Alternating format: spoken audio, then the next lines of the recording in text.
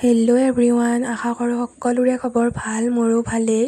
তো আজি আমি এঠাইত যাব ওলাইছোঁ, যিহেতু গৰমৰ বন্ধ, বোলো এপাক ফুৰি আহোঁ। আৰু এইফালে আমি ৰাতিপুৱা 7টাতে ওলাই দিলোঁ, বোলো 7টাৰ বাছখনত যাম, যিহেতু আমাৰ ইয়াৰ পৰা ৰাতিপুৱা টাইম টু টাইম বাছ চলে। কিন্তু নাই, আমি আকৌ 45 মিনিট এক্সট্ৰাকৈ ৰখিব লগা হ'ল, কাৰণ আজি 7টাৰ বাছখন অহাই নাছিল। তাৰপিছত গাড়ী ষ্টাৰ্ট দিলে, এইফালে মাহী আৰু গুড়িয়াকো উঠাই ল'লোঁ।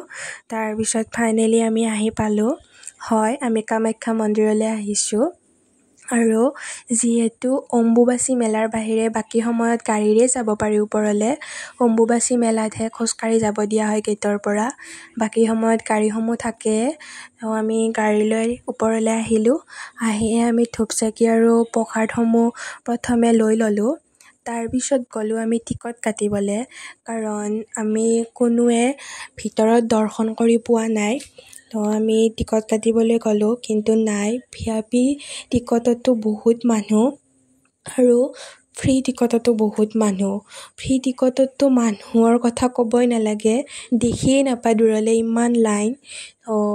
উপায় নাই, আমাৰ যিহেতু বহুত সময় হ'ল, এইবাৰো আমাৰ ভিতৰত দৰ্শন কৰা নহ'ল।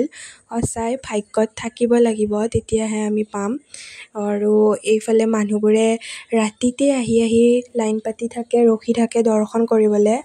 তো আমি ভাবিলোঁ এইবাৰ যিহেতু নহ'লে, কাৰণ আমি এইবাৰ অকল কামাখ্যা মন্দিৰলৈ নহয়, বগলা মন্দিৰলৈও যাম।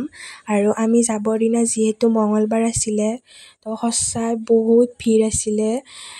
উপায় নাই, এইবাৰ আমি নোৱাৰিলোঁ ভিতৰত দৰ্শন কৰিবলৈ। নেক্সট টাইম আহিলে আমি ৰাতিতে আহিম।